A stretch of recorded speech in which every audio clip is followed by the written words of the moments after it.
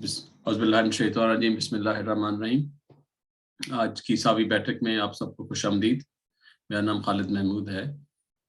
आपको पता है आज की इस सावी का बैठक का जो मकसद है, बेसिकली अभी चूँकि हमारा कपास की काश्त का सीज़न शुरू है और मुख्तलिफ इलाकों में काश्त हो चुकी है, तो ये बहुत ज़रूरी है कि हम ज़िम्मेदार भाइयों को ये चीज़ बताएं कि अपनी फसल की निगहदाश्त किस तरह से करनी है और किस तरह से अपनी फसल की बेहतर पैदावार भी ले सकते हैं। और ज़्यादा जो सबसे ज़्यादा जो चीज़ जिसकी अहमियत की हमल है कि आप अपने खर्चे कैसे कम कर सकते हैं।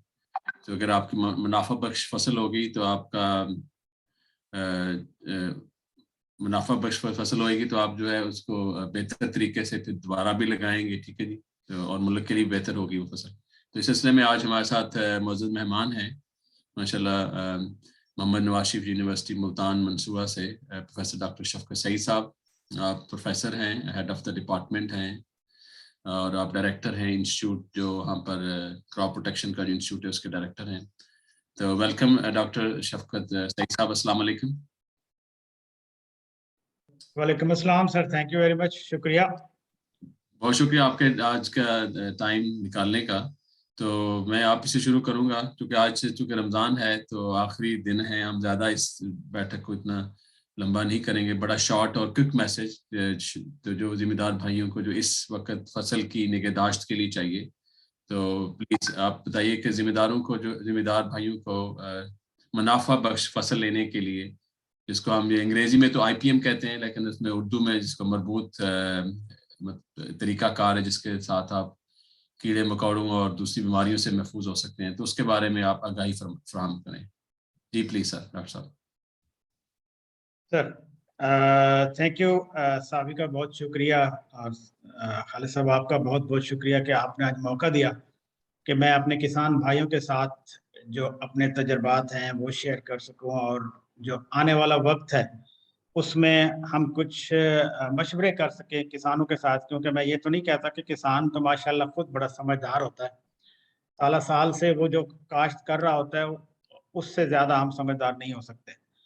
मगर यह है कि हम जस्ट एक जो नई तहकीक हो रही होती है उसमें अपने किसान भाइयों को थोड़ा सा बताना चाहेंगे कि भी क्या क्या मसाइल चल रहे हैं इस वक्त और किस तरफ उनको जाना चाहिए ताकि वो अच्छी फसल ले सकें और कम से कम पैसों में उनके अखराजात कम हो। क्योंकि आजकल जैसे सिचुएशन चली हुई है, महंगाई बहुत है और किसान ना खाद ले सकता है ना पेस्टिसाइड ले सकता है। उस सिलसिले में मैं कुछ मशवरे उनको दूंगा कि जिसमें उन कम से कम खर्चे में उनकी पेस्ट मैनेजमेंट भी हो जाएगी और अच्छी फसल भी वो ले सकेंगे। कपास के बारे में सारे लोग जानते हैं कि कपास कितनी अहम है हमारे लिए, और पिछले साल को अगर हम देखें तो हम उम्मीद छोड़ चुके थे कि कपास नहीं होगी क्योंकि कीड़े कंट्रोल नहीं हो रहे थे, खादों के रेट बहुत बढ़ चुके थे। मगर शुक्र अल्हम्दुलिल्लाह हमने पिछले कई सालों के रिकॉर्ड तोड़े और हमारे किसान भी खुश रहे क्योंकि गवर्नमेंट ने एक तो रेट अच्छा कर दिया। अब भी वही बात है कि रेट गवर्नमेंट ने अच्छा किया हुआ है और इसमें प्रॉफिटेबल मुनाफा आपका जो है ना बहुत अच्छा हो जाएगा अगर इन बदलते हुए हालात में जो मौसमी हालात है इनको देखते हुए। तो लग ये रहा है कि इस वक्त इंशाल्लाह जो बंदे कपास लगाएंगे और वो अपना मुनाफा कमाएंगे और अच्छी फसल उनकी होगी। मैं कपास को शुरू करने, जी सर मैं आपसे पूछता हूँ, ये बहुत बहुत अच्छी आपने बात की खर्चे वाली बात जो है ना। तो चूंकि इस वक्त मुआशी हालात जिस तरह से दुनिया के चल रहे हैं, महंगाई जो है वो आपने बहुत राइटली पॉइंट किया कि ये एक चैलेंज है। और दूसरा हमारा आपने बोला कि जो मौसमी हालात हैं वो चेंज हुए हैं, उससे हीट जो है, गर्मी पहले शिद्दत से आ गई, अभी जो है इस वक्त ये वीक तो रिकॉर्ड की गर्मी पड़ रही है। तो और पानी हम अगर जो है ट्यूबवेल से निकालते हैं पानी तो उसकी कितनी कास्ट आती है, आपका डीजल इतना महंगा हो गया। तो अब इन सारी चीज़ों के लिए कि आपको पूरा एक प्लान के तहत आना पड़ता है। तो मतलब कि आपने अगर इन्वेस्ट करना है कॉटन पे तो कहाँ से आप शुरू करते हैं? मतलब क्या वो बीज इम्पोर्टेंट है, क्या वो जमीन की तैयारी इंपॉर्टेंट है, क्या वो पानी के तरीके इंपॉर्टेंट है? तो जरा प्लीज हमें जरा वहां से गाइड कीजिए डॉक्टर साहब। Thank you ji. डॉक्टर साहब। जी खालिद साहब, बात यह है कि मैं तो ये जी जी जी, इसमें क्योंकि मैं ये समझता हूँ कि बीज की अहमियत अपनी जगह पे, मैं ये नहीं कहता कि फलां वैरायटी लगाएं और फलां ना लगाएं, क्योंकि जो पिछले साल हमने देखा कि ऐसी वैरायटी फील्ड में मौजूद थी 50% से भी ज्यादा जो अनअप्रूव्ड वैरायटी थी, 2 वैरायटियां थी, मगर उन्होंने किसानों ने बड़ी अच्छी पैदावार ली उससे ना। तो कहना यह है कि बीज आपको जो लेना है वो सर्टिफाइड सीड लें, ताकि आपको अंदाजा हो कि ये क्वालिटी का सीड है, क्योंकि मार्केट में इस वक्त लोग इस दौड़ में पड़े हुए हैं कि पिंक फ्री सीड जो है ना अवेलेबल है। पिंक फ्री सीड इस वक्त, मैं ये नहीं कहूंगा कि पिंक फ्री सीड अवेलेबल है या कोई इस वक्त है, क्योंकि हमने पिछले साल जितने भी पिंक फ्री सीड थे सब टेस्ट किए, उसमें तमाम बीजों के ऊपर पिंक बोलवाम आता है, और कोई जो है ना वैरायटी पे कम आता है, किसी वैरायटी पे ज्यादा आता है। इसीलिए मैं किसान भाइयों को कहूंगा कम से कम इस दौड़ में ना पड़े कि पिंक फ्री सीड हमें मिल जाएगा तो हमारी फसल अच्छी होगी। आप कोई भी सर्टिफाइड सीड ले लें, मेन आपको डिफरेंस जो जो फर्क आता है ना, वो आपकी मैनेजमेंट के हिसाब से आता है कि आपने मैनेजमेंट कैसे करनी है। अगर आपने मैनेजमेंट अच्छी कर ली, वही बीज आपको 30-35 मन देगा, क्योंकि लास्ट ईयर के एक्सपीरियंस हमने किए, कोई तकरीबन 1200 प्लाट्स हमने पंजाब में लगाए, 1200 आईपीएम के प्लाट की एवरेज यील्ड 34 मन आई। जो 498 एकड़ की यील्ड मैं बता रहा हूँ, वो एक जगह पे नहीं थे, पूरे पंजाब में वो 1200 प्लाट वो थे। अगर आप अपनी मैनेजमेंट को बेहतर कर लें तो 30-35 मन पैदावार लेना कोई आपके लिए मसला नहीं होगा। जी सर। आई थिंक ये 30-35 आपने ये मैनेजमेंट की बहुत अच्छी बात की है। तो ये मैनेजमेंट कहाँ से शुरू होती है? जी, ये ये मैनेजमेंट में सबसे पहली बात यही है कि आपने सीड सर्टिफिकेशन, सर्टिफाइड सीड लेना है। सीड लेने के बाद अगला काम आपने उस पर दवाई लगानी है। दवाई लगाना, आजकल प्रॉब्लम जो है ना आ रहे हैं आगे जो आते हैं बीमारियां, कुछ एरियाज ऐसे हैं जैसे जामपुर हो गया, राजनपुर की तरफ कुछ एरिया, साहिवाल से इस तरफ अपना ये कबीरवाला, खानेवाल, बिहाड़ी, इस तरफ कुछ एरियाज थे, कुछ पंजाब मुल्तान में कुछ एरियाज, मतलब अपना शुजाबाद में, तो जिनमें बीमारी आ जाती है, विल्टिंग आ जाती है। तो विल्टिंग को कंट्रोल करने का यही एक तरीका है कि आप सीड को फफूंद कुछ दवाई लगाएं। आमतौर पर जो आपको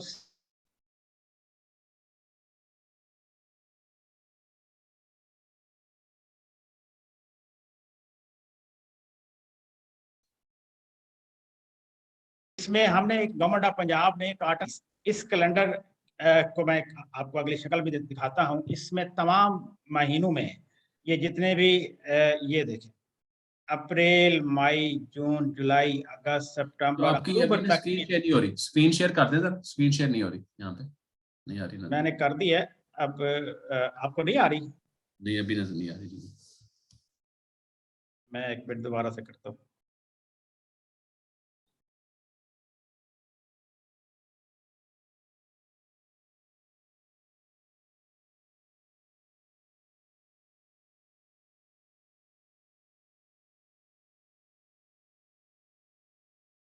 जिस तरह अगर आए तो मुझे बताइएगा, मैंने शेयर कर दिया अभी।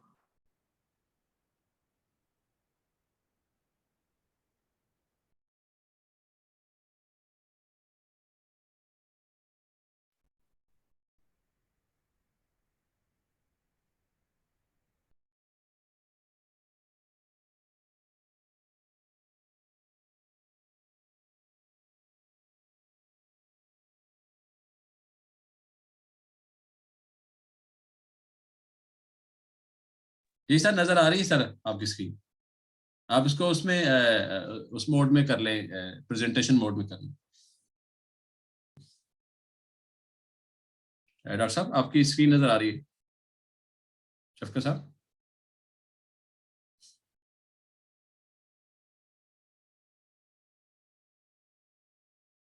शायद उनको प्रॉब्लम हो गया थोड़ा सा, शायद इंटरनेट का। तो इसी डिस्कशन को कंटिन्यू रखते हैं कि अब बात ये ना कि हम जिसमें सावी कोशिश यही कर रहा है कि जो ना फार्मर को ये चीज बताई जाए। और इल्म बहुत है, इल्म की तो मतलब कमी नहीं है माशाल्लाह। गवर्नमेंट ऑफ पंजाब ने बहुत सारी ढेरों चीजें प्रोवाइड की हुई हैं, लेकिन हम उसको आगे लेके जा रहे हैं। और जो हमारे एक्सपर्ट हैं, जो रिसर्चर्स हैं। जी डॉक्टर साहब, सर प्लीज। जी सर, ये कैलेंडर मैंने शेयर किया, ये आपको नजर आ रहा है? वो हुआ था सर, फिर बीच में बंद हो गया। या तो करें कि, या अच्छा, फिर ये वो शेयर कर दे, मैं शेयर उठा, फिर बंद हो गया था। जी जी मैं दोबारा से कोशिश करता हूँ इसको शेयर जी। हाँ जी, बिल्कुल आ गया, नजर आ गया जी, बिल्कुल आ गया। करने। जी, ये कैलेंडर है गवर्नमेंट ऑफ पंजाब ने जो इस साल के लिए पब्लिश किया है, जिसमें ये जितने भी हमारे डायरेक्टर कॉटन डॉक्टर सगीर साहब हैं, उसके साथ जो हमारे एग्रीकल्चर एक्सटेंशन के डायरेक्टर्स हैं, DG Khan division, Multan division, Bahawalpur division और director pest warning and quality control, तो ये सब ने मिलके इसके मेहनत की और ये कॉटन कैलेंडर जो है ना ये डेवलप हुआ। और इस कॉटन कैलेंडर को सेक्रेटरी साहब की जेर निगरानी जो है ना हम लोगों ने इसको तैयार किया। और ये कैलेंडर जो है इसको मैं मजीद आगे करके आपको दिखाता हूँ। ये हर महीने की एक्टिविटीज जो है ना इसमें दिखाई गई है। इसमें 1 अप्रैल से लेकर अक्टूबर तक जो है ना ये तमाम वो एक्टिविटीज हैं जिसको एक एक लम्हे लम्हे पर किसानों को हमने गाइडलाइन दी है। तो ये पहला जो है कि कपास के बीज को बुर उतारना है, उसमें जो है ना आपने गंधक का तेजाब इस्तेमाल करना है। 10 किलो बीज के लिए 1 किलो गंधक का तेजाब, और उस पे आपने दवाई लगानी है। जैसे मैं बात कर रहा था कि फफूंदी कुछ दवाई लगाएंगे या आप और कीड़े मार दवाई भी साथ लगाएंगे। ये दोनों दवाएं मिक्स करके आप उसके अंदर लगाएंगे, क्योंकि ऐसे एरिया जहाँ पे विल्टिंग का प्रॉब्लम आता है काटन में, वो भी मसला हल हो जाएगा। और जो पहले 2 महीने हैं, अब 2 महीने में तो नहीं होता, हम 1 महीने तक जो है ना, इंडस्ट्री का तो यही क्लेम है कि ये 2 महीने तक देती है प्रोटेक्शन, मगर 1 महीने तक हम कहते हैं कि ये प्रोटेक्शन देगी। जो सकिंग पेस्ट है जैसे व्हाइट फ्लाई और थ्रिप्स के लिए इनिशियली आपको ये दवाई लगा के आपको सो करनी चाहिए। सो करने के लिए आपको खेलियों पे सो करनी है, और शाम के वक्त कोशिश करें कि आप सो करें। इन हालात में जो गर्मी आजकल बढ़ती जा रही है, इस चीज को देखते हुए हमें कोशिश करनी चाहिए कि गर्मी बजाय इसके कि हम धूप के टाइम, दोपहर के टाइम सो करें, तो हम इसको शाम के टाइम जो है ना इसकी सोइंग करें। तो एग्रीकल्चर के प्रोग्राम में हमारे और भी बहुत सारे माहिरीन, आप डॉक्टर सलीम साहब भी आए हुए हैं, तो ये भी कुछ आगे जो है ना शायद डिस्कस कर सके हमें कॉटन के पॉइंट ऑफ व्यू से। जी, अस्सलाम वालेकुम डॉक्टर सगीर साहब। पेस्ट को देखा जाए तो अस्सलाम वालेकुम डॉक्टर सगीर साहब, वेलकम। आप, शुक्रिया आपने ज्वाइन किया, हमें बहुत मेहरबानी। तो मेरे ख्याल यहीं पे जो ना, इसी जरा डिस्कशन पे जो है डॉक्टर साहब से भी एक पॉइंट ले लेते हैं। डॉक्टर जी साहब जी, अभी हैं, चले गए, ड्रॉप हो गए शायद। अच्छा चले। अ, उसमें फिर अब एक और चीज जो मैं चाहता हूँ, जो हम गलती करते हैं कॉटन में, वो ये जी करते हैं कि जब हम गंदम हार्वेस्ट करते हैं तो कॉटन लगाते लगाते या कॉटन उगते उगते 1 से 1.5 महीना लग जाता है जब हमारी कपास आती है, और इस 1 महीने में हमारे खेत में कुछ नहीं होता। गंदों में हमारे पास बहुत सारे दोस्त कीड़े होते हैं जो गंदम के ऊपर मौजूद होते हैं, और वो दोस्त कीड़े, उनको बचाने की हम कोशिश नहीं करते। हम उसको कंजर्वेशन हम कहते हैं कि कंजर्वेशन करनी चाहिए, तो हम अच्छा, उनको कंजर्व नहीं उनको करते। किस तरह से दोस्त कीड़ों को कंजर्व किया कंजर्व जाता है? किया जा सकता है पास के दरमियान। हाँ जी, जी जी अब कुछ फसलें ऐसी हैं जिनको हम वहां पे लगा सकते हैं, जिसमें आप इस वक्त हमारे पास सूरजमुखी है, इस वक्त हमारे पास मकई है। मकई शेल्टर देती है हमारे बेनिफिशियल इंसेक्ट्स को। सनफ्लावर शेल्टर भी देती है, पोलन भी देती है, नेक्टर भी देती है हमारे जो है ना कीड़ मकोड़ों, अपने जो दोस्त कीड़े हैं। इसके अलावा लूसन है, इसके अलावा बरसीम है। तो ये ऐसी फसलें हैं जो हमें कॉटन वाले एरिया में साथ साथ ऐसी फसलों को लगाना चाहिए, ताकि दोस्त कीड़े शिफ्ट हो जाएं गंदम काटने के बाद, वो उन जगहों पे आ जाएं। फिर जब हम कपास लगाएं तो वो हमारे दोस्त कीड़े उन जगहों पे शिफ्ट हो जाए, कपास में शिफ्ट हो जाए। अगर हम ये दो फसल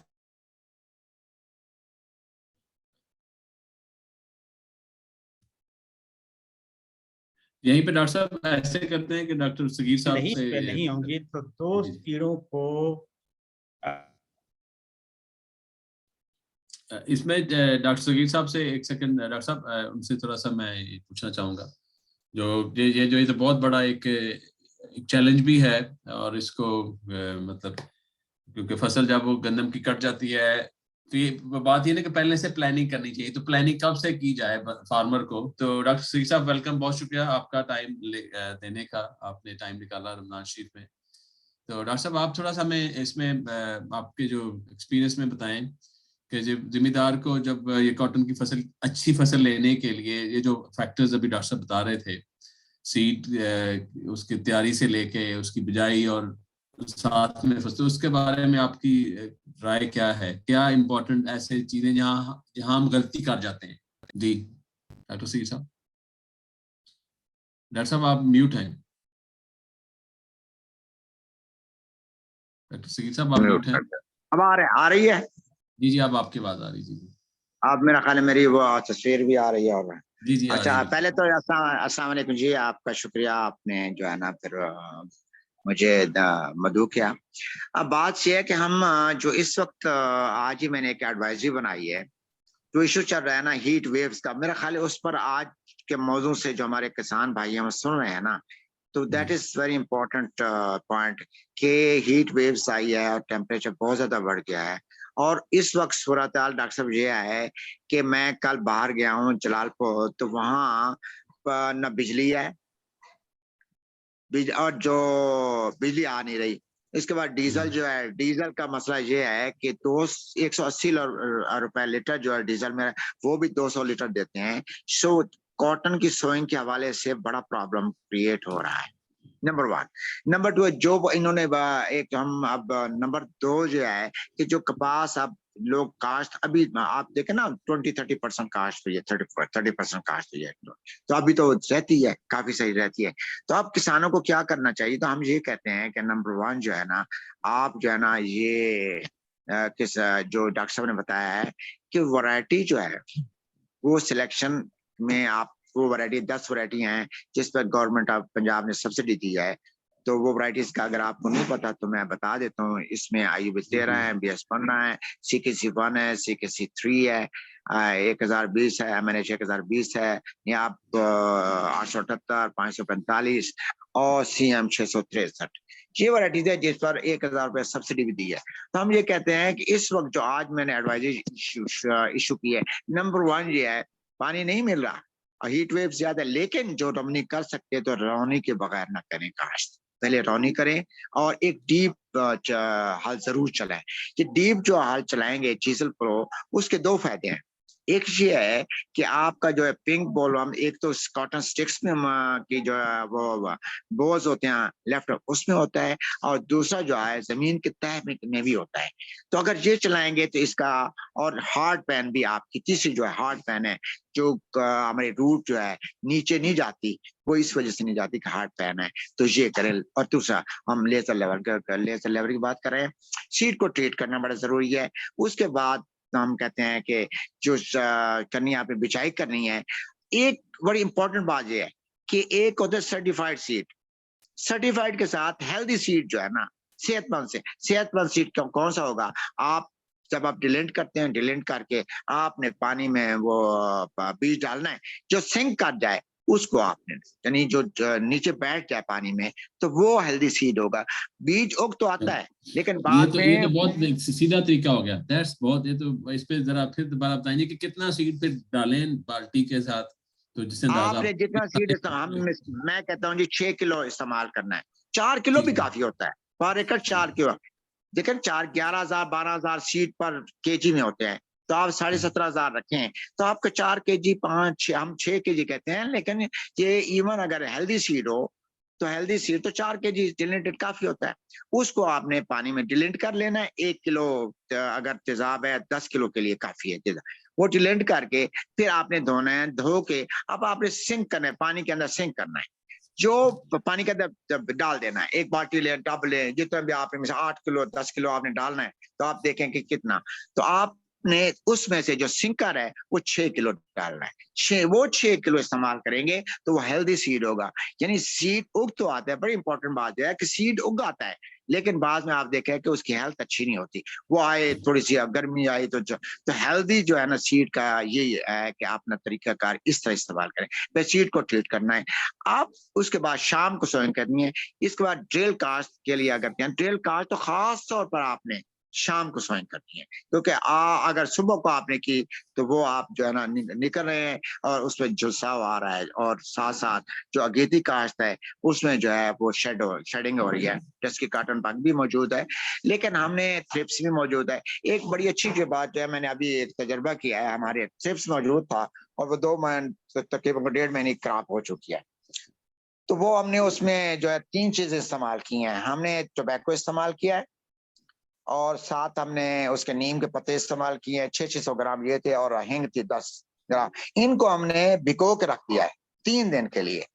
3 दिन के भिगो के बाद फिर हमने इनको अलग भिगोना है, इनको भिगो के, और उसके बाद हमने इनको मिक्स किया पानी में, 100 लीटर पानी में डाल दिया, मिक्स करिए और स्प्रे किया। यकीन करिए थ्रिप्स जो हमारे 8-8, 10-10 पत्ते थे और जो पत्ते चुनमुड़ हो रहे थे, तो वो काफी मतलब है कि वो जो है ना रिकवरी हुई है। तो एक ये बात है कि आपने पेस्टिसाइड का स्प्रे 60 दिन तक अगर करना है तो ये चीजें जो है ना ये आपने करनी है। अनअवॉइडेबल वो आप कर सकते हैं, अगर आप समझते हैं कि बहुत ज्यादा जरूरी है तो फिर आप पेस्टिसाइड की तरफ जा सकते हैं, तो कोशिश कीजिए। तो और जो बात है, मैं जो अभी अब कह रहा था कि खेलियों पर कास्ट करनी जरूरी है, और 100 अगर पानी नहीं है, अब इरिगेशन आपको पता है कि अब बड़ा मुश्किल हो रहा है, पानी का नहरों में पानी नहीं है, तो आपने जो है ना 150 लीटर पानी, 125 लीटर जितना मिल जाए पानी का स्प्रे कर देना, तो ये भी इसके काफी रिलीफ मिलेगा। शेडिंग हो रही है, इसके लिए अगर कोई 2 महीने की ऊपर क्रॉप हो गई है तो उसमें नफ्थलीन एसिड है, जिब्रेलिक एसिड है, तो ये जो है ना ये आप 5 ppm के हिसाब से जो वो कर दें तो वो भी वो ये शेडिंग को रोकेगा। ये बना बनाया सोल्यूशन मिलता है। अच्छा, तो ये जो है ना, लेकिन इसको बहुत शुक्रिया डॉक्टर साहब, आपने ये बहुत अच्छे टिप्स दिए हैं। ये जो मेरे ख्याल में इसमें थोड़ा सा फर्दर जो है मेरे ख्याल में डॉक्टर शफकत साहब से पूछते हैं, ये जो तंबाकू, नीम और हिंद है, इनकी कितनी कितनी क्वांटिटी लेनी है और इसको कितनी देर तक भगोना है, क्या इसको आपने तोड़ना है, रगड़ना है, क्या करना है, थोड़ा सा इसके ऊपर नहीं, इसको मैं बता दूं जो हमने किया ना, हमने किया कि पत्ते भिगो दिए पानी में अलग, 5 लीटर पानी मिसाल देते, वो है हमारा 2 पत्ते लीटर कितने होने चाहिए? पत्ते 600 ग्राम 600 ग्राम 600 ग्राम। अच्छा, 600 ग्राम होने चाहिए। 600 ग्राम ये, 600 ग्राम टोबैको और 10 ग्राम हिंग, ये अलग भिगोने हैं। अच्छा, 10 ग्राम हिंग, ठीक है जी। ये 5-5 लीटर 3-3 लीटर पानी में आप डाल दे, 5-5 लीटर पानी में डाल, वो जितना होगा फिर उसको वो छानना है, छान के वो, ठीक है जी। नीम के पत्ते, नीम के ये अभी तजर्बा हुआ है, मतलब है कि ये 2 दिन पहले की बात है, मैंने 1 हफ्ता पहले करवाया था, तो ये कल मेरे बंदे गए हैं, डॉक्टर साहब जानते हैं अकरम साहब और हमारे एंटोमोलॉजिस्ट हैं, तो जो मैंने करवाया था तो उसके बड़े अच्छे रिजल्ट्स आए। अच्छा, ठीक। आई थिंक ये बहुत अच्छा है। एक तो ये इसका 2 फायदे, इसके 2 फायदे क्या होंगे? इसका बेनिफिशियल देखो ना, आपका बेनिफिशियल आपका वो हो जाए। और इस सारा जो गर्मी पड़ रही है इसमें तो स्प्रे जो है केमिकल का स्प्रे तो इंतहाई खतरनाक है। और एक और बात में भूल गया था, ग्लाइफोसेट रेजिस्टेंट वैरायटीज हैं, तो ग्लाइफोसेट रेजिस्टेंट वैरायटीज पर अभी ग्लाइफोसेट स्प्रे नहीं करनी। अगर आपने स्प्रे हीट वेव्स में किया तो उसका जो है पौधे पर स्ट्रेस आएगा, और स्ट्रेस देखिए 2200 रुपए इसका खर्चा आ रहा है, 2200 रुपया जो है ना ग्लाइफोसेट का, और उसका आ रहा है 3000, 2200 भी है बात जगह, लेकिन 3000 भी है अगर हाथ से गोडी करवाएं।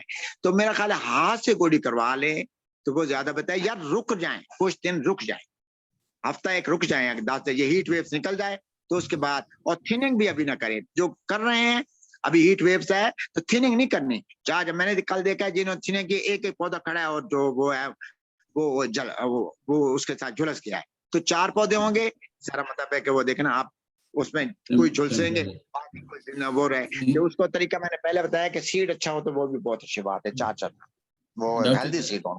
डॉक्टर सगीर साहब, आपने ये बहुत पते की बातें की। ये जो है ना बिल्कुल अभी जो इस वक्त खेत के अंदर जो हालात थे ना, ये हीट गर्मी की वजह से, तो ये आपने बहुत पते की बात की, जो कि जो भी केमिकल स्प्रे करेंगे तो उससे पौधा हमेशा जो है थोड़ा मुश्किल में आता है, उसे इंग्लिश में हम कहते हैं जाता है। तो स्ट्रेस को हमने अवॉइड करना इन दिनों में, हम इसके अगेंस्ट नहीं है कि वो एक टाइम पे जाके करें, लेकिन अभी जो है ये इसका का जो बायोलॉजिकल मेथड है, ये जो एक तभी तरीके से जो आप मसले को हल कर सकते हैं, और इसका मेरे ख्याल में फायदा कुछ प्लांट को उसके ऊपर मे बी लेयर उसकी क्रिएट हो जाए। जी जी, तो इसकी फर्दर एनालिसिस जब होएंगे तो पता चलेगा। नहीं, बहुत बहुत शुक्रिया। और ये जो आपने ग्लाइफोसेट की बात की है कि जड़ी बूटियों को किसान भाइयों को चाहिए कि अभी जो कि गर्मी ज्यादा है तो जड़ी बूटियों को या तो अभी कुछ दिन रहने दें, करना भी है तो आप गोडी करें, ठीक है जी। लेकिन गोडी में सिर्फ ये हो सकता है कि क्या पानी का फिर जी अगर आप ज्यादा सॉइल को हिला रहे हैं तो क्या जल्दी से नहीं फसल का। गोडी जो रंबे के साथ कर देना कोई बात नहीं, आप उसके साथ उसको डिस्टर्ब है। ये मैनुअल मैंने की है, मैंने अभी वो गोडी वो मैंने वो नहीं कही, दूसरी जो है ना ट्रैक्टर के साथ मैंने नहीं कही, क्योंकि अभी आप जमीन को डिस्टर्ब नहीं करना।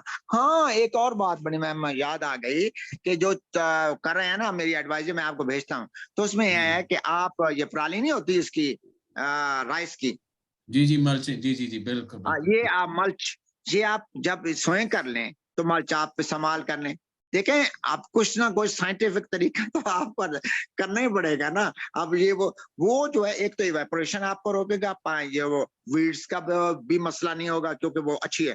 अच्छी तरह आपका जो बेड है ना, यानी जो साइड पर उसको नहीं कवर करना, सिर्फ बेड को कवर करना है, अगर बेड में मतलब बेड हुआ है, और अगर फ्लैट है तो वो भी आप कर सकते हैं। तो हम कहते हैं 10 मन जो है ना, ये राइस की पराली जो है ना, ये आप इस्तेमाल करें और अच्छी तरह कवर करें। जितना अच्छी तरह कवर करेंगे उतना ही जो है ना फायदेमंद होगा। ये उसके हीट का भी, पानी की उसका भी जो कमी है तो इवेपोरेशन भी कम होगी, और साथ साथ वीड्स का इश्यू भी किसी हद तक आपको जो है ना वो कवर होगा तो हो जाए।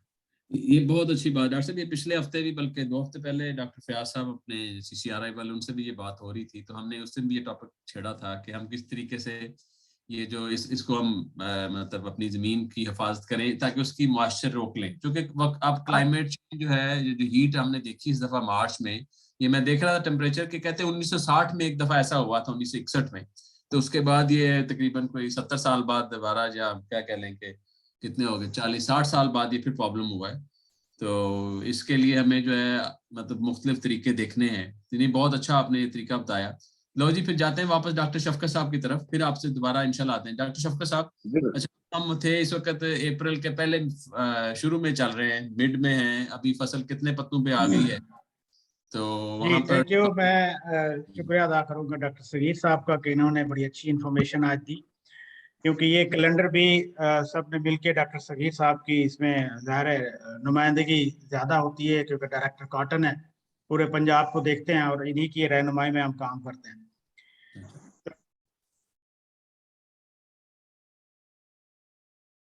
तो अभी जिस वक्त से गुजर चुके हैं, अब हम आ गए हैं कि कॉटन सोइंग हो रही है, और इस वक्त सीड ट्रीटमेंट जो है ना करना बहुत अहम है। हम उस पर बात कर रहे थे कि आप कोई भी जो है ना खुद ही कुछ दवा, और ये कैलेंडर भी हम आपको शेयर कर देंगे ताकि आप अपने जो फार्मर है उन तक ये कैलेंडर जो है ना भेज दें, ताकि वो जो जो एक्टिविटीज चल रही हैं, अप्रैल तो गुजर चुका है, अब भी मगर जो सोइंग जिन्होंने करनी है तो वो डॉक्टर साहब सगीर साहब ने जो हिदायत दी उसके मुताबिक सीड ट्रीटमेंट करके उसको सो कर दें।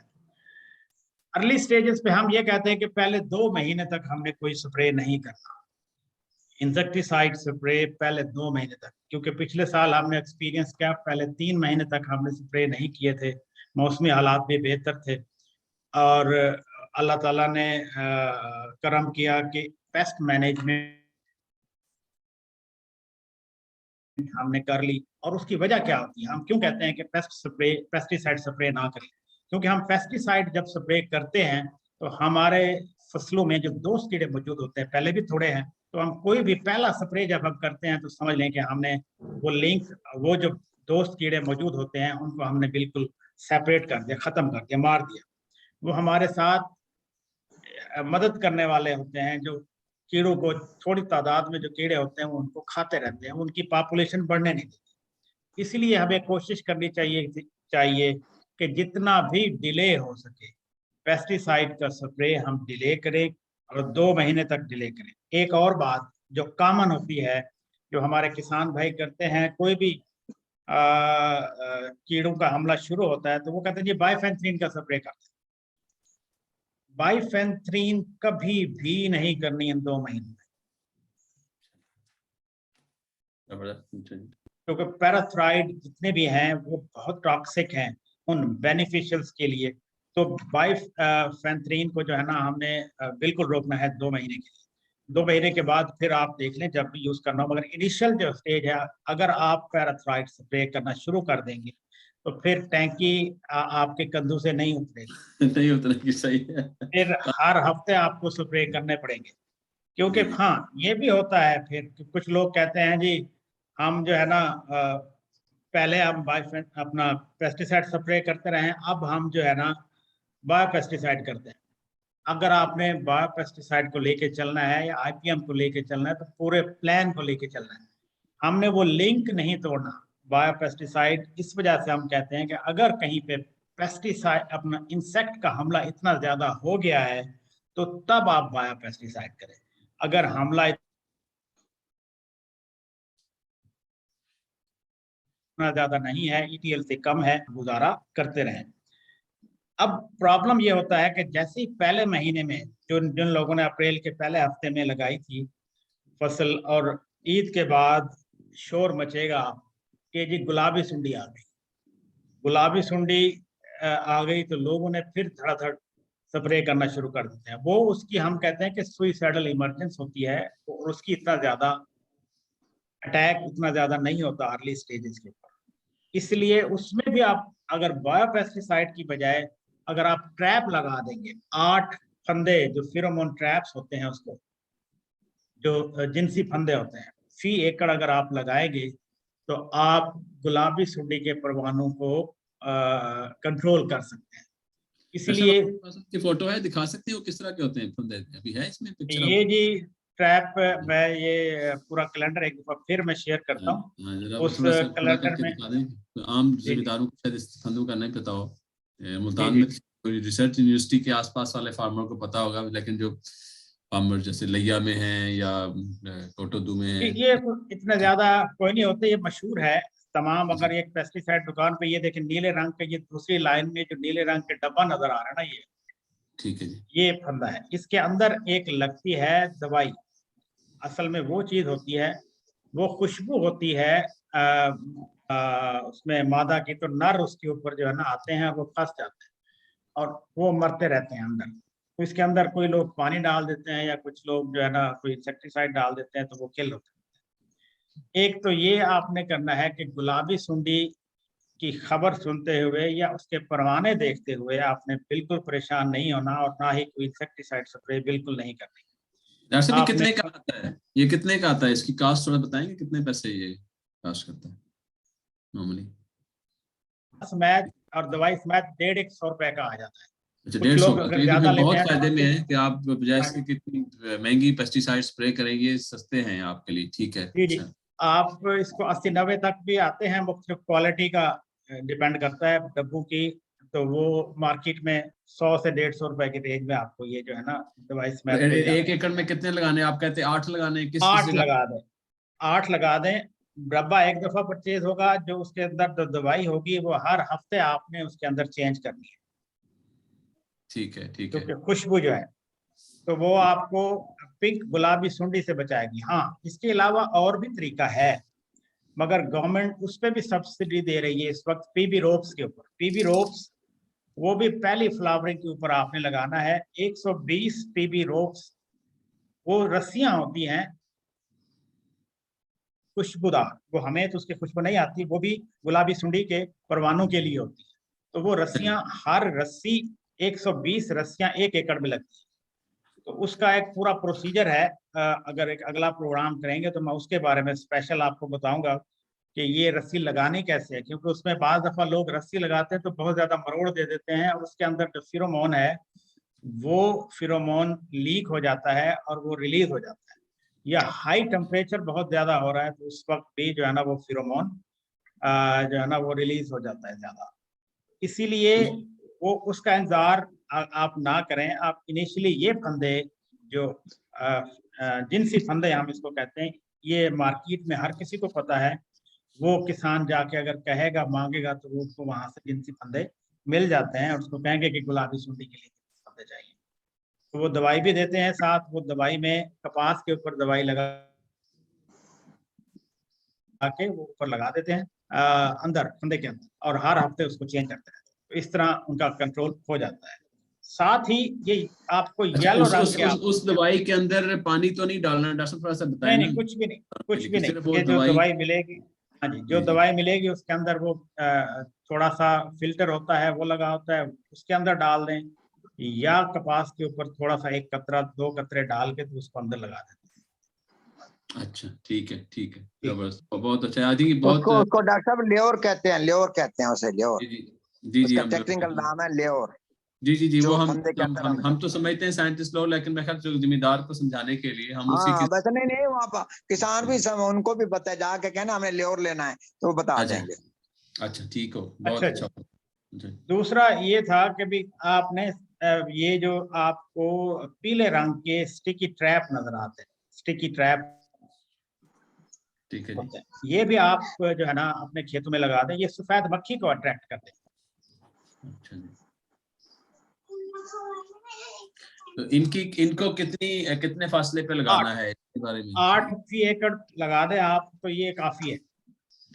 अच्छा, जब आप फी एकड़ 8 कहते हैं तो किस तरह करें, मतलब खेत के दरमियान में लगाना है, दरमियान में ही लगाते जाएं लाइन के अंदर, या किस तरह से हाँ है जी, थोड़ा। इक्वल डिस्टेंस पे आप देख लें कि थोड़ा सा फासला छोड़ के बनने से, तो आप उसको रैंडमली मुख्तलिफ जगहों के ऊपर लगा दें, ताकि इधर उधर से जो मक्खी है, कोशिश करें कि किसी बजाय फट्टी लगाने के आप बोतल के गिर्द वो जो है, उसमें ये ट्रैप मिल जाते हैं मार्केट से, पीले रंग के लिफाफे होते हैं, उन लिफाफों को डब्बों के ऊपर चढ़ा दिया जाता है, और ये जो है ना डब्बे हर तरफ से नजर आता है, और वो सफेद मक्खी जहां से भी आती है वो उस पीले रंग की तरफ अच्छा, हम एक अट्रैक्ट करती है और उसके ऊपर चिपक जाती है, वो स्टिकी ट्रैप, नेक्स्ट चिपकने वाले प्रोग्राम फंदे। नेक्स्ट प्रोग्राम में ना, या अभी भी अगर आपके पास कोई फोटो है ना उस फसल की कि किस तरह लगे होते हैं, वो जरा जिम्मेदार भाइयों को दिखा दें, या डॉक्टर सगीर साहब आपके पास ही है अगर इन्फॉर्मेशन तो आप ये इस वक्त मेरी मैं तो, क्योंकि इसमें अच्छा मेरा ख्याल है, इसमें देखिए इसमें लगा हुआ होगा, ये कैलेंडर में होना चाहिए। कैलेंडर में लगे हुए हैं पीले रंग के ना, ये जो जी जी नजर आ रहे हैं। जी जी जी, हाँ तो ये कैलेंडर में है ना, जी जी हाँ जी, जी। इसको आप जरा जूम करके फिर बाद में आप दिखा दीजिएगा तो। चले हम इनको दिखा देंगे, ठीक है, जूम हाँ, करके उसके अलावा अगर गुलाबी सुंडी के लिए एक और चीज भी है, हमारे गवर्नमेंट ऑफ पंजाब के एग्रीकल्चर एक्सटेंशन की लेबोरेटरीज हैं, बायोलॉजिकल कंट्रोल लैब्स, तो किसान हम ट्राइकोग्रामा के कार्ड वहां से ले सकते हैं। 1 एकड़ में 20 कार्ड लगते हैं। ये इस ये थोड़ी सी फसल जब बड़ी हो जाए तो उस वक्त ज्यादा बेहतर लगाना, क्योंकि इस वक्त गर्मी बहुत ज्यादा है और शेड नहीं है फसल में। जब शेड हो जाए तो उस वक्त आप लगाएं, और इसमें से दोस्त कीड़ों, ये अंडे होते हैं दोस्त कीड़ों के, लेबोरेटरी में पैदा किए हुए होते हैं लैब, उसको जब आप लगाएंगे खेतों में तो उससे जो है ना, जो गुलाबी सुंडी के जो अंडे हैं उनको ये जो है ना खत्म कर देती है। जी इकबाल न्याजी साहब कुछ पूछना चाह रहे हैं। जी जी जी इकबाल जी। साहब। अस्सलाम वालेकुम सर। वालेकुम अस्सलाम जनाब।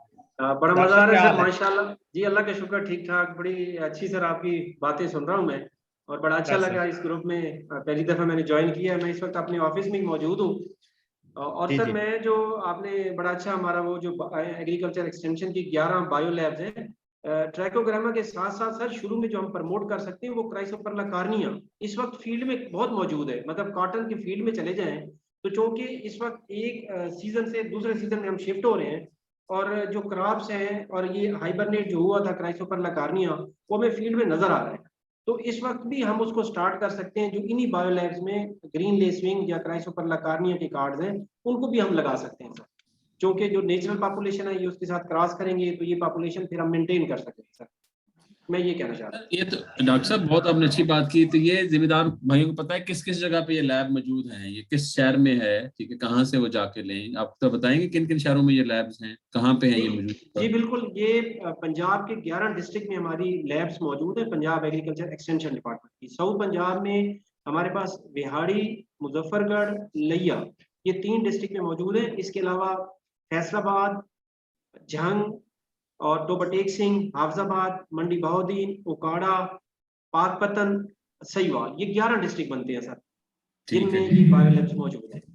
और इनमें ये दोनों इंसेक्ट पर गवर्नमेंट ने पिछले साल स्पेशल फंडिंग दी और इसमें डॉक्टर शफकत सईद साहब और कुछ और हमारे जो यूनिवर्सिटी के प्रोफेसर हैं और इसके अलावा रिसर्च के जो लोग हैं, एक कमेटी बनी और इसको दोबारा रिवैम्प किया गया ताकि हम ज्यादा से ज्यादा प्रोडक्शन करके इन कार्ड्स को यूज कर सके। और सर मैं एक और बताता चलूं, एग्रीकल्चर एक्सटेंशन डिपार्टमेंट ने इस दफा स्पेशल IPM के प्लॉट भी रखे हैं जिनके अंदर इन कार्ड्स को यूज किया जाएगा, जिसमें जैसे डॉक्टर शफकत साहब ने ट्रैकोग्रामा का नाम लिया, इसी तरह क्राइसोपरला कार्निया के कार्ड भी लगाए जाए। इसके ऊपर जो है ना मेरे ख्याल में नेक्स्ट वी इवेंट थोड़ा सा ना डिटेल में करेंगे, ये इतनी इंपॉर्टेंट बात है। तो मेरे ख्याल में चूंकि हम इसके ऊपर बहुत और थोड़ी सी अगर तफसीलात हो जाएं तो ताकि जिम्मेदारों को समझने में आसानी हो और फिर कब लगानी, चूंकि ये जो थोड़ा सा जहन में रखने की बात है कि ये भी जितने भी कुदरती तरीके हैं ये थोड़ा सा टाइम लेते हैं।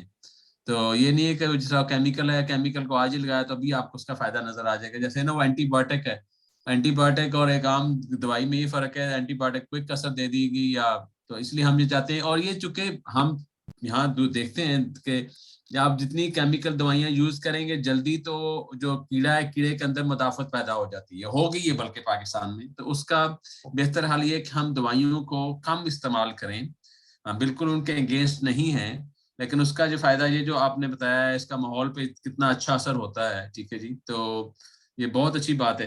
तो अच्छा ऐसे है डॉक्टर साहब कि चूंकि टाइम थोड़ा सा हो रहा है, अगर आप इसको थोड़ा सा मैग्नीफाई करें डॉक्टर साहब, थोड़ा सा अगर आप राइट्स पे शफकत साहब मैग्नीफाई करके, तो क्योंकि अब हमें इस वक्त अप्रैल में ही है, तो अप्रैल की आज होगी 30, अगला हो गया महीना मई का। तो मई में हम पहुंचे थे मिडल तक, तो मई को आज कंप्लीट कर लेते हैं, जून के ऊपर फिर ना नेक्स्ट वाले सेशन में हम जाके बात करते हैं। मेरे ख्याल में इस पे काफी सारे सेशन आपको करने पड़ेंगे डिटेल में, अगर आप डिस्कस करना चाहते हैं तो ज्यादा बेहतर है। इस वक्त यही है, जो लोग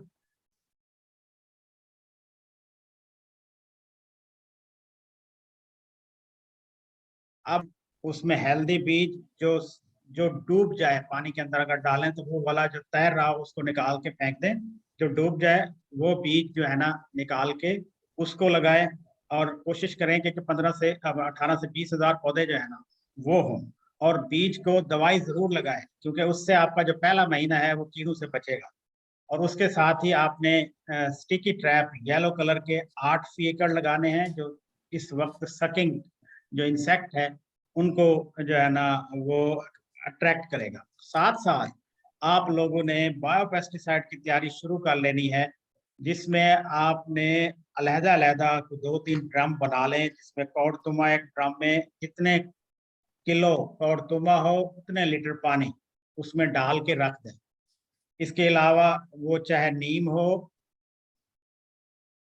टोबैको हो, कौड़तुमा हो, अजवाइन हो, इनके आपने अलहदा ड्रम बना के रख लें। फिर आपने उनमें से 2 लीटर फी एकड़ के हिसाब से निकाल के आपने स्प्रे करना है, क्योंकि 1 लीटर पानी होगा, 1 लीटर आपका 1 किलो से 600 ग्राम से 1 किलो जो है ना आप इस्तेमाल कर सकते हैं ऑन बायोपेस्टिसाइड को। इसकी तैयारी आप अभी से शुरू करेंगे तो 10 से 15 दिनों के बाद ये तैयार होगा, किसी वक्त पे आप उसको स्प्रे कर सकते हैं। साथ ही आपने गुलाबी सुंडी के लिए फंदों का अरेंजमेंट करना है। इस वक्त अगर आपने गुलाबी सुंडों के लिए फंदों का अरेंजमेंट नहीं किया तो फिर जो रोजेट फ्लावर बंधानी नुमा फूल जो बनते हैं खेतों में, अगर कोई ऐसे नजर आना शुरू हो गए हैं तो फिर आपको फंदे जरूर लगा देने चाहिए और बंधानी नुमा फूल जो है ना उसको तोड़ के मसल देना चाहिए या जमीन के अंदर दबा देना चाहिए, क्योंकि उस ये सर थोड़ा अंदर ही कीड़ा मौजूद होता है।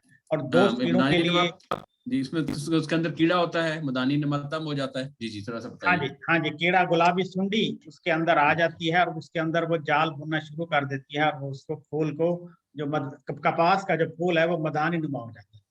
तो इसलिए उसको वो बंद होता है, वो खुलता नहीं है। खोलेंगे तो वो रेशों से आपस में जुड़ा हुआ होता है, उसके अंदर जो है ना आपको सुंडी नजर आती है। तो इसलिए मदानी नुमा फूल जितने भी होंगे उनको तोड़ के आप उसको मसल दें या जमीन के अंदर दबा दें। तो साथ ये फंदों का अरेंजमेंट जरूर करें, चिपकने वाले फंदे, जिनसी फंदे, और जो दोस्त कीड़े हैं उनके ऊपर स्प्रे नहीं करना ताकि वो बचे रहें। उन आपकी फसल में बगैर किसी कुदरत के वो कीड़ों को कंट्रोल करते रहें। बिल्कुल सही। ये इन 2-3 चीजों को आप ख्याल रखेंगे इनिशियल स्टेज पे, और आपकी फसल भी अच्छी होगी, और इंशाल्लाह आपकी फसल पे अच्छी जितने भी ये हालात हैं, पेस्टिसाइड स्प्रे करेंगे तो इस स्ट्रेस पे आ जाएगी, इस स्ट्रेस से आपने उसको बचाना है। तो आप जो क्वेश्चन होंगे आप मुझसे बाद में भी कर सकते हैं, या सावी के थ्रू भी आप अभी कर लेते हैं। सकते हैं, या डायरेक्ट कर सकते हैं। बहुत शुक्रिया डॉक्टर साहब। हमने आज काश्तकार भाइयों मई तक इस जो पंजवा महीना है ना, असी ओदे तक डिस्कशन की थी। तो आई थिंक हम फिर इसको कंटिन्यू रखें। मैं एक सवाल यहाँ से थोड़ा सा जाने से सवाल लेने से पहले डॉक्टर सगीर साहब से पूछूंगा कि हमें जिम्मेदार इस वक्त बहुत पूछ रहे हैं खादों के बारे में। तो आप जरा खादों के बारे में डॉक्टर सगीर साहब अपनी एक राय दे दें कि अभी खादें नहीं लगानी, कितनी लगानी है, कब शुरू करनी है, जरा खादों के बारे में डॉक्टर सगीर साहब बताइए। आप म्यूट हैं सर, अनम्यूट कर लें। वैसे एक बात मैं जब तक करता हूं, जब तक सगीर साहब आप म्यूट हैं, आपने इसको अनम्यूट कर ले प्लीज। जी आप यूरिया बताइए की डॉक्टर साहब। खाद जितना कम हो उसको इस्तेमाल करें, क्योंकि यूरिया की वजह से सफेद ये जो कीड़े हैं ये बहुत ज्यादा अट्रैक्ट करते हैं। तो कोशिश करें कि यूरिया लश ग्रीन ना करें फसल को, जितना ज्यादा लश ग्रीन करेंगे उतना ज्यादा नुकसान होगा। बहुत पते की बात की आपने। यूरिया जो है वो दोनों तरफ से इंसान को मार देती है। आपने टाइम पे अगर लगा दी, पहले लगा दी, वो फसल ज्यादा ग्रो होना शुरू होगी, उसके ज्यादा पत्ते आ गए, उस ज्यादा कीड़े जो है ना बुलाएगी, तो वो जूसी हो जाता है ना ज्यादा उसका पौधा। तो बिल्कुल ठीक है, बहुत अच्छी बात की जी। तो जी, मैं शुक्रिया अदा करूंगा जो हमारे डिप्टी डायरेक्टर साहब agriculture extension doctor Mohammad Iqbal साहब ने जिक्र किया ट्रैकोग्रामा कार्ड के बारे में। एक्सटेंशन लैब में जो फैसिलिटीज अवेलेबल हैं तो उन्होंने डिटेल में बताया। तो किसानों को ये भी फैसिलिटी अवेलेबल है कि वो ट्रैकोग्रामा कार्ड और क्राइसोपा कार्ड भी वो एग्रीकल्चर एक्सटेंशन की लैब से ले सकते थैंक बिल्कुल। You sir. हम आपके साथ लोगों को कनेक्ट करेंगे। फार्मर पूछते हैं बहुत ज्यादा, तो ये बहुत अच्छा पता चल गया कि 3 इलाकों में ये बिहाड़ी, लैया और आपने तीसरा जब बताया था मुजफ्फरगढ़। मुजफ्फरगढ़ में 3 लैब्स हैं, और ये एग्रीकल्चर एक्सटेंशन के साथ ही है। ठीक है, बहुत शुक्रिया। डॉक्टर सलीम साहब आप ऑनलाइन दोबारा हैं, आप जरा अनम्यूट करें सर। अनम्यूट, जी। तो आप जरा खादों के बारे में बता दीजिए, और फिर मेरे ख्याल में इंशाल्लाह हम फिर जो नेक्स्ट अगले हफ्ते वाली अब जो बैठकें हम करेंगे ज्यादा फोकस है कॉटन के ऊपर। तो अगले हफ्ते वाली जो मेरे ख्याल इंशाल्लाह ईद से भी बाद में फारिग हो जाएंगे, और वो फिर शाम में चली जाएगी। तो रात को 8 से 9 बजे होती है वो बैठक। तो इंशाल्लाह हम फिर उस पर हम डिस्कशन करेंगे इन्हीं टॉपिक्स को फर्दर डिटेल में ले जाके। जी डॉक्टर सगीर साहब, सर आप अनम्यूट करें। और मेरी टीम अगर कोई क्वेश्चन है तो वो बताइए, जरा कोई और पूछना चाहे क्वेश्चन मीन वाइल अपना हाथ रेज करे, तो फिर मैं उनको भी इजाजत देता हूँ क्वेश्चन पूछने के लिए। जी डॉक्टर सगीर साहब, आप अनम्यूट नहीं हुए, आपको फोन से करना पड़ेगा अनम्यूट। आपका जो है ना ये माइक बंद है। हाँ जी डॉक्टर साहब, आपका माइक बंद है। बीच में शोर आ रहा था तो शायद बंद हो गया था। जी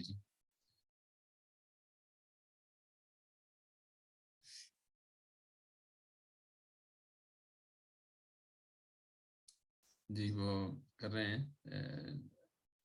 ask।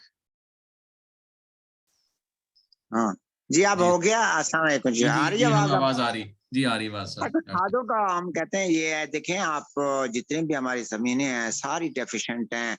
पहले मेजर एलिमेंट्स थे, अब तो माइक्रो न्यूट्रिएंट्स एलिमेंट्स जो है ना, माइक्रो वो दाना जो है साइजा कबीरा सगीरा, जिसमें नाइट्रोजन है, फास्फोरस है, पोटाश है, वो तो 90% ऊपर जो हमारे जिंक है, इस तरह बोरान है। तो ये भी आप डेफिशिएंसी इंक्रीज, हम कहते हैं कि सॉइल का एनालिसिस करवाना चाहिए। पहली बात ये है कि आप साइंस है, साइंस का दौर है, तो उसमें एनालिसिस की बुनियाद पर आप जो है ना वो खादों का इस्तेमाल करें। लेकिन जनरली हमारा जो है पीएच लेवल जो है ना वो 8 से ऊपर है, 8.5, 8 से 8.5 है। तो इस सूरत हाल में देखें जी, हम कहते हैं कि एसएसपी 4 बोरी इस्तेमाल करें, ठीक है ना, एसएसपी का इस्तेमाल करें। अच्छा, जिप्सम का इस्तेमाल करें, ये जो है ना वो।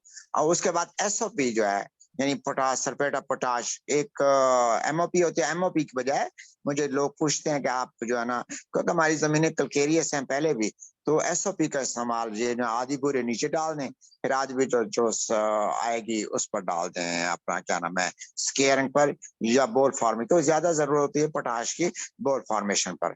इसके बाद आपने यूरिया का हम कहते हैं, जो एक integrated pest management programme Indian Punjab में बना था ना, तो उसमें वो चंद चीजें ये थी कि उसमें यूरिया का 60 दिन तक जो आपने यूरिया का इस्तेमाल नहीं करना, क्योंकि ये व्हाइट फ्लाई का इशू आया था 2015 में। तो उन्होंने कहा था कि उन्होंने जो स्ट्रेटजी अडॉप्ट की, तो उसमें ये कहा गया कि 60 दिन तक आपने यूरिया का, क्योंकि ये फ्लफी का फ्लैशी हो जाता है, जो लीफ होता है, और वो फिर वो व्हाइट फ्लाई का जो है अटैक ज्यादा होता है। सो व्हाइट फ्लाई का, तो ये फिलहाल तो अब लेकिन एक चीज पहले मैं जो बता चुका हूँ कि 3 साल के बाद 11 हाल लेजर लेवलिंग, तो ये बड़ी और ये इम्पोर्टेंट चीजें हैं, इनको फिलहाल आप जो है ना ज़हन में रखें। और जो अगर कपास को 60 दिन की हो गई है, तो आपने देख लिया है कि आपका जो है ना 2.5 सेंटीमीटर नोट का फासला जो है ना, ये जरा नोट टू नोट, यानी एक नोट के अंदर जो नोट टू नोट का डॉक्टर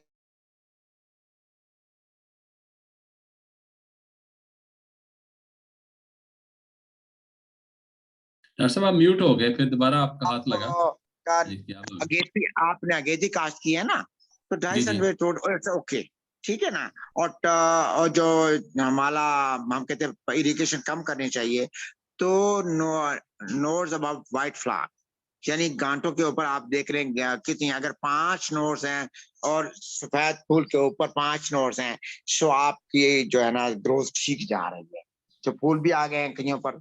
तो इस चीज का भी फिलहाल ये जो है ना कुलिया, मेरा ख्याल है ज्यादा हम बातें नहीं करते, तो इन चीजों को जो है ना किसान देख लें, फिर जैसे क्रॉप की स्टेज की, ग्रोथ स्टेज की जैसे चेंज होगी, तो फिर हम उनको उसके मुताबिक रिकमेंडेशन। थैंक यू, बहुत शुक्रिया, बहुत मेहरबानी डॉक्टर साहब आपकी, आपने इसको बहुत डिटेल में बताया। और अगेन मैं ख्याल उसको समराइज करने में अगर कहें, कभी यूरिया की एप्लीकेशन, यूरिया खाद को नहीं इस्तेमाल करना, उसको अभी आप वेट करें। अभी आपने जैसे बताया कि 60 दिन तक है या वो 50 दिन तक है, तो और आपने बहुत अच्छे तरीके से पोटाश को इस्तेमाल करना है जब उसके टिंडे बनना शुरू होते हैं। ठीक है जी। अच्छा, ये वाली जो बात आपने जो नोड वाली कही थी कि वो क्या शाखों के, एक शाख से दूसरी शाख के दरमियान वाले फासले को जिम्मेदार जी, वो जी नोड होता है ना, गांठे नहीं होती, मेन स्टेम होता है, मेन जी स्टेम जी में जी गांठे होते हैं जहाँ से मार्च निकल रही है।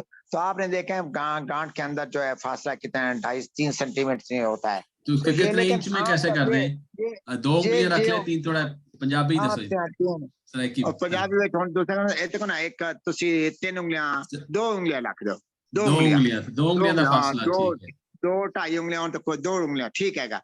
लेकिन ये नाल ना लिया है कि सफेद अगर फुल आ गया ना, तो तुसी देखना है फुल दे उत्ते कितनी नोट्स है यानी कांटा कितने ने, अगर 5 है गिने ना, तो थोड़ी ग्रोथ ठीक जा रही है।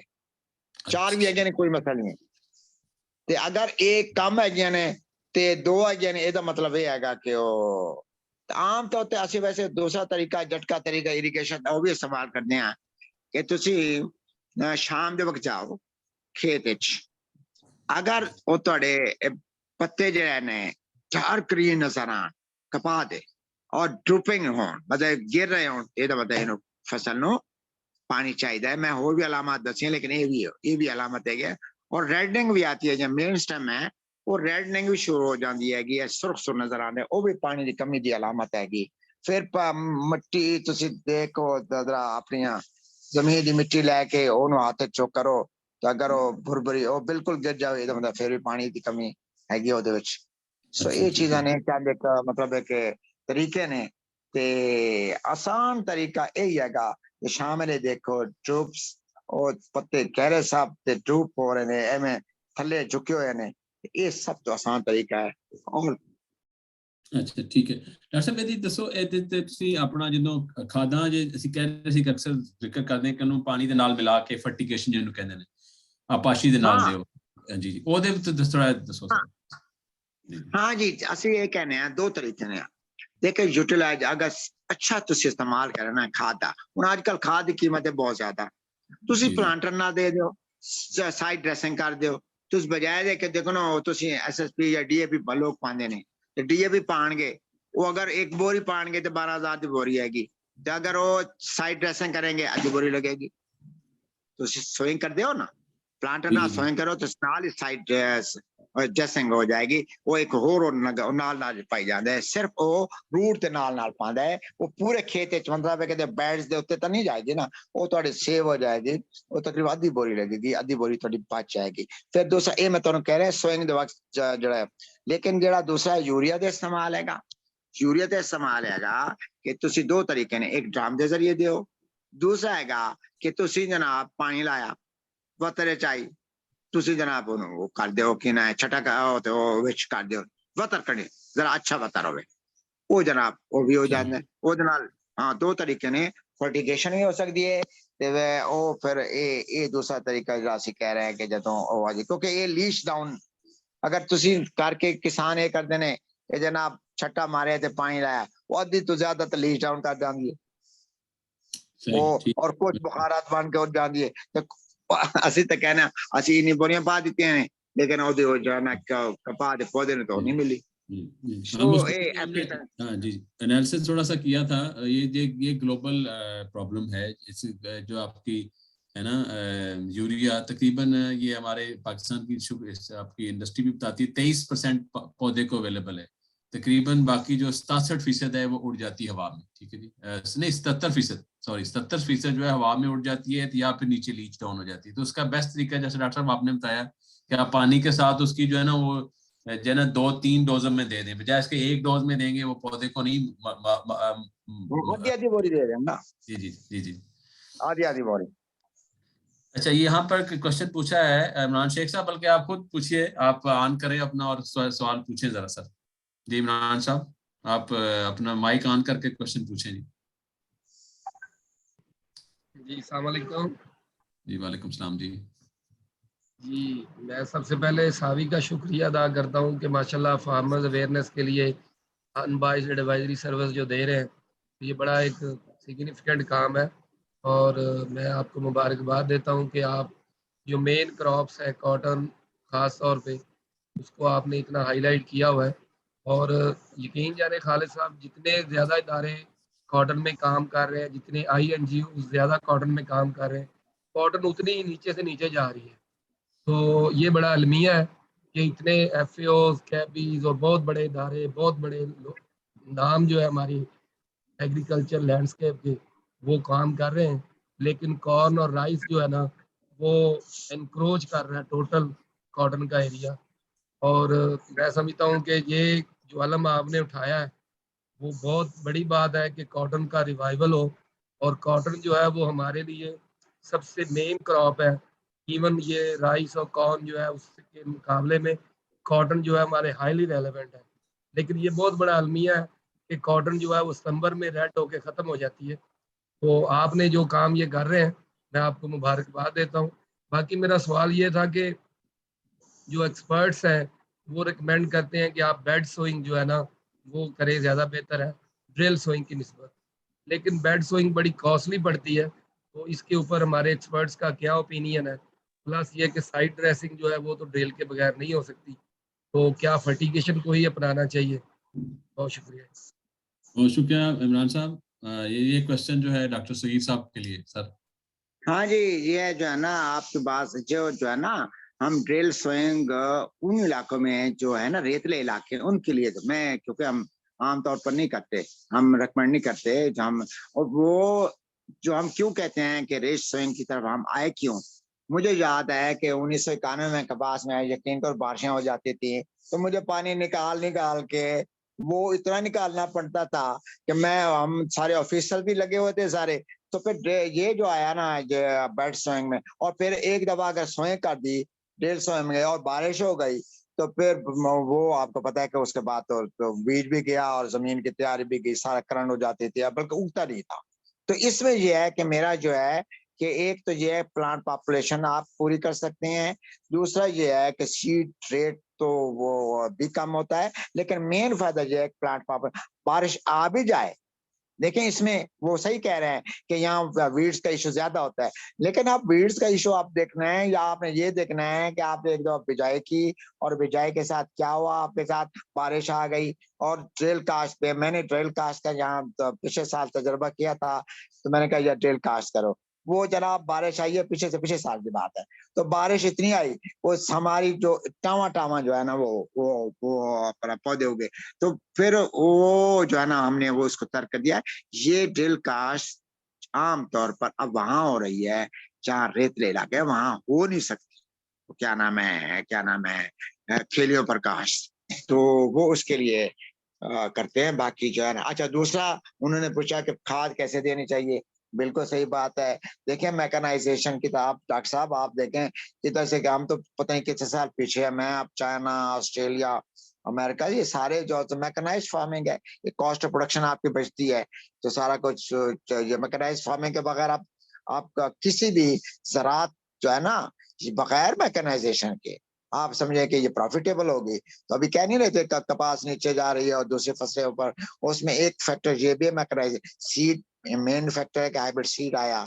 उसमें क्यों आया, 100 मन 30 मन से 100 मन चली गई उसकी पैदावार, मकई की पैदावार हाइब्रिड आया, और इसमें राइस भी 30 से 70-80 मन चली गई है। तो प्रॉफिटेबिलिटी इशू था। अब इसमें हमारी जो है ना बीज तो अपनी जगह, लेकिन जो हमारे 20 मन 25 मन अभी भी लोगों को खर्चा बहुत ज्यादा हो गया है। पेस्ट का मेन इशू पेस्ट का इशू है।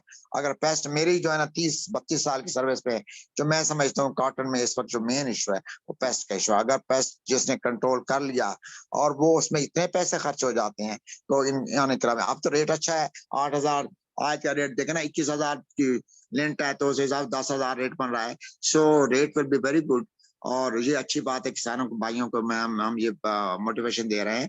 तो इस साल पिछले साल भी कुछ रिवाइव हुई थी लेकिन इस साल उम्मीद है कि ज्यादा रिवाइव हुई। तो फर्टिगेशन तो फिर रह जाता है, फर्टिगेशन के जरिए अगर नहीं है उनके पास कुछ और वो भी नहीं है, आप कहते हैं जी वो DAP या SSP के लिए साइड ड्रेसिंग के लिए नहीं है वो आपके पास इम्प्लीमेंट नहीं है, तो आप बस वो जो छटाई करें और तो साथ इसमें जो है ये इसके जरिए फर्टिगेशन के जरिए या वो स्वतर पर आने पर वो करके और उसमें वो चला दे रिजल्ट चला दे।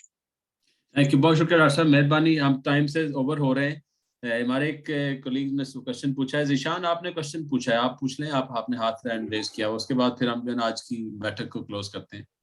जी ज़ीशान। जी अस्सलाम वालेकुम सर। जी वालेकुम सलाम जी। जी आपका सवाल क्या है? जी सर मेरा सवाल है सीड रेट को लेकर। जिस तरह से आपने बताया कि सीड रेट 6 किलो काफी होता है, जी सर बता दें कि 6 किलो सीड ड्रिल के हिसाब से आपने बताया है या वो चोपा सिस्टम के हिसाब से बताया है? क्योंकि यहाँ हमारे पास ड्रिल में तकरीबन लोग 10 से 12 kg भी सीड इस्तेमाल कर रहे हैं, तो क्या ये काफी है सीड 6 किलो ड्रिल के हिसाब से? Thank you. नहीं ड्रिल के लिए जो है ना ये है, मैंने उसके लिए बताया क्या नाम है, ये हमने बेड्स के लिए बताया। ड्रिल के लिए कम से कम 2 से 3 किलो ज्यादा डालें और डिपेंड करता है आपकी जमीन कैसी है। तो लेकिन हम आमतौर पर मिसाल अगर हम कहते हैं 6 किलो इसमें डालें, हम कहते हैं 8 किलो 10 किलो डालें। और खास तौर पर आजकल जो है ना गर्मी हो रही है इसमें तो आपको सीड ज्यादा इस्तेमाल करें। ये मैंने एडवाइजरी में अभी आपको मैं शेयर कर रहा हूँ, एडवाइजरी में मैंने लिखा है, मैंने कहा जी आप 10 किलो इस्तेमाल करें डिलेंटेड, वो भी वो कौन सा जो मैंने कहा जी सिंकर सीड इस्तेमाल करें, वो मैंने कहा है। वरना तो 12 किलो भी इस्तेमाल कर रहे हैं अगर 60% है। जर्मिनेशन आपको ये डिपेंड करता है जर्मिनेशन कैसी है, लेकिन आमतौर पर 60% इस सीड का बड़ा इशू है। पहले अच्छा सीड था लेकिन इस वक्त जर्मिनेशन के इशू आ रहे हैं। तो इन हालात में मैं समझता हूँ कम से कम जो 60% वाली है तो जहाँ ड्रिल करनी है 12 किलो डालें। ओके, ड्रिल में 12 किलो जो है ना डालें। ठीक है 60% हो तो ठीक है। तो जिसमें बहुत शुक्रिया, ये बहुत मेहरबानी डॉक्टर साहब आपकी, और जितने भी हमारे साथ मेहमान हैं स्पेशली प्रोफेसर डॉक्टर शफकत साहब और हमारे साथ वाले डॉक्टर इकबाल साहब थे एग्रीकल्चर एक्सटेंशन डिपार्टमेंट से। तो ये कोशिश है इंशाल्लाह इल्म से हम जो है इस मंजिल तक पहुंचेंगे। तो ये हम वो बात कर रहे हैं कि कॉटन को अगर हमने ज्यादा पैदावार लेनी, सारी जो इस डिस्कशन को सावी की जो काविश यही है कि हम किस तरह से ज्यादा पैदावार लें। 10-12 मन तो आप ले ही सकते हैं, लेकिन यह कि आपने किस तरह से 35, 40 और 50 मन की तरफ जाना है, और वो पैदावार जो आपके लिए मुनाफा बख्श हो। वो मुल्क के लिए मुनाफा बख्श है। आपको पता है टेक्सटाइल का जो सनत है, इससे तकरीबन कुछ 40% से ज्यादा हमारी नौकरियां में बसता है। पाकिस्तान की एक्सपोर्ट इससे बसता है, 70% से ज्यादा एक्सपोर्ट हमारी तकरीबन 20 से 21 बिलियन डॉलर की होती है। अभी मेरे दोस्त ने एक क्वेश्चन पूछा है, जाने से पहले आपसे ही पूछ लेते हैं कि ये जो ऑर्गेनिक कॉटन है, इसकी अभी बहुत डिमांड है, दुनिया इसके बारे में पूछ रही है। इंडिया में ऑर्गेनिक कॉटन का कुछ इशू हुआ, उन्होंने वहां से लेना बैन कर दी। तो डॉक्टर साहब आपका उसके बारे में कुछ राय है? उसको अगर किस तरह बिल्कुल बिल्कुल, देखिए जी, मैं आपको बताऊं, ऑर्गेनिक कॉटन हो या ऑर्गेनिक एग्रीकल्चर की बात करूंगा मैं। आप तो जो है दुनिया, वो आप देखे ना, जो आप वो कॉटन जो आपकी ऑर्गेनिक है उसकी प्राइस कितनी हाई है। वो कहते हैं जी बेटी कॉटन स्किन एलर्जी करती है, या पेस्टिसाइड का जो स्किन एलर्जी करता है, तो ये डिसएडवांटेजेस जो जितने हैं, डिमेरिट्स हैं। तो ऑर्गेनिक उस जगह हो सकती है, देखें, जहाँ केमिकल का इस्तेमाल 3 साल, मतलब या तो हुआ ना हो, या फिर जहाँ हुआ हो तो जमीन 3 साल तक कोई केमिकल इस्तेमाल नहीं करना, आपने कोई केमिकल, और वैरायटी जो है वो भी नॉन बीटी हो सकता है। लेकिन ये जो है मुल्तान डिवीजन में नहीं हो सकता। ये आपका, अगर आप नए एरियाज ढूंढे ना, चुलिस्तान के इंटीरियर में जाएं, वहां होगा। बलूचिस्तान में स्ट्रेट अवे स्पीकिंग के जो फ्यूचर ऑफ कॉटन, वो जो है लाइज इन चुलिस्तान एंड बलोचिस्तान। ये मेरे नजदीक तो कॉटन हो सकती है। अगर आप ऑर्गेनिक कॉटन भी हो सकती है, तो ये आप बलोचिस्तान का पकड़ लें, तो वहाँ पेस्ट नहीं है, तो वहाँ हर चीज हो सकती है। बहुत शुक्रिया डॉक्टर ये साहब। सर, इसमें डॉक्टर साहब मैं थोड़ा सा ऐड करना चाहूँगा, जी प्लीज। क्योंकि ये ऑर्गेनिक कॉटन बलूचिस्तान में हो रही है ऑलरेडी कई सालों से, और WWF जो है ना इसमें लीड ले रही है, और हमारे साथ वो इन कांटेक्ट है। हम उनके गाइडलाइन लेके तो इकट्ठे जो है ना हम काम कर रहे हैं बायो पेस्टिसाइड और बायो फर्टिलाइजर और बायो फंजीसाइड के ऊपर। तो इसके अलावा BCI बेटर कॉटन इनिशिएटिव वाले, वो भी जो डिफरेंट ब्रांड्स हैं उनको IPM प्रोड्यूस्ड कॉटन जो है ना वो प्रोवाइड करते हैं। तो आगे इसके बहुत सारे जो है ना अपॉर्चुनिटीज हैं, मगर अभी जो हमें प्रॉब्लम ये उनको आ रहा है कि हम उनको नॉन BT सीड नहीं मिलता, क्योंकि नॉन BT सीड इतनी तादाद में लेना, क्योंकि इस साल भी वो बड़ी कोशिश करते रहे कि हमको अच्छी तादाद में अच्छा नॉन BT सीड मिल जाए, क्योंकि हमारा जितने भी नई वैरायटीज आ रही हैं वो सारी इसको सर होल्ड रखें, नेक्स्ट इंशाल्लाह सेशन ईद के बाद हम जरा इसके ऊपर स्पेसिफिकली करेंगे। तो चूंकि वो जैसे सगीर साहब ने बताया कि लोगों के ज़हन में है कि जी मैंने इस दफा ऑर्गेनिक इस साल होगी, वो इस साल नहीं होती, उसके लिए पूरा प्रिपेयर करना पड़ता है, 3 साल का मंसूबा है, ठीक है जी। तो वो थोड़ी सी गलत फहमी लोगों में होती है, जी मेरी ऑर्गेनिक कॉटन है, मैंने जो है ना, तो उसके लिए तो सर्टिफिकेशन, तो आई थिंक उस पर हम स्पेशल प्रोग्राम करेंगे। तो मैं आज आई थिंक इन कलमात के साथ आपका सर बहुत शुक्रिया, थैंक यू सो मच। आपको अल्लाह मियां इसका जज़ाए खैर दे, और आपकी एफर्ट रमज़ान के दिनों में आपने शाम के टाइम निकाला, और डॉक्टर सगीर साहब आपका भी बहुत शुक्रिया, और हमारे मौजूद जो पार्टिसिपेंट्स थे जिनने क्वेश्चन में शिरकत की और फेसबुक के साथ अटैच थे, उन सबका बहुत शुक्रिया। तो अल्लाह आपका हामी नासर का, थैंक यू, शुक्रिया, अस्सलाम वालेकुम।